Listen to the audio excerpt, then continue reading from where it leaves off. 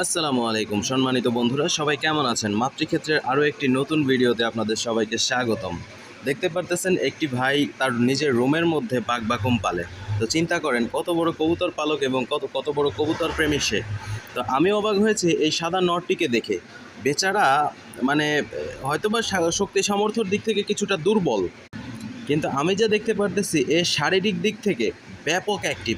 সে যখনই যেই মাদিটাকে পাচ্ছে সেটাকেই মানে ব্রিডিংয়ের জন্য দৌড় পারতেছে। অবশ্যই আপনারা দেখতে পারতেছেন ভিডিও স্ক্রিনের অবস্থা। তো ভেতরে এটি হচ্ছে তার অবস্থা। তো ওই যে কালোটি হচ্ছে আরেকটা মাদির নর, সে ওই কালোটার মাদির সাথে গিয়ে টাঙ্কি মারতে, কিন্তু দুঃখজনকভাবে সে সেটিতে সফল হতে পারে নাই। এখন কালো নরের কাছে মার খাচ্ছে এবং দৌড়াদৌড়ি করতেছে।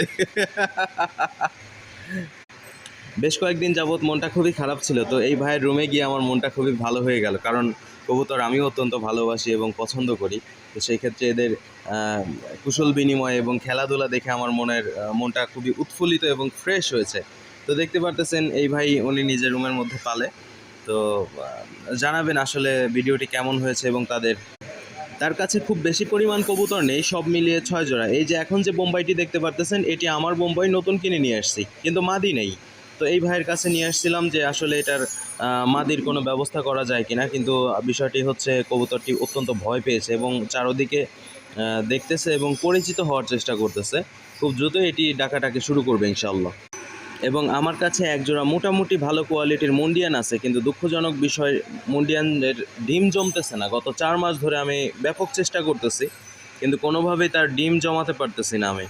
হয়তোবা খাঁচা ছোট হয়েছে, কিন্তু ছেড়ে পালি তারপরেও হচ্ছে না। আমি চাচ্ছিলাম যে বিক্রি করে দিব, সেটা নিয়ে খুবই জ্বালায় আছি। তো এখন চিন্তা ভাবনা করতেছি আর বড় জাতের কোনো কবুতর না পালবো।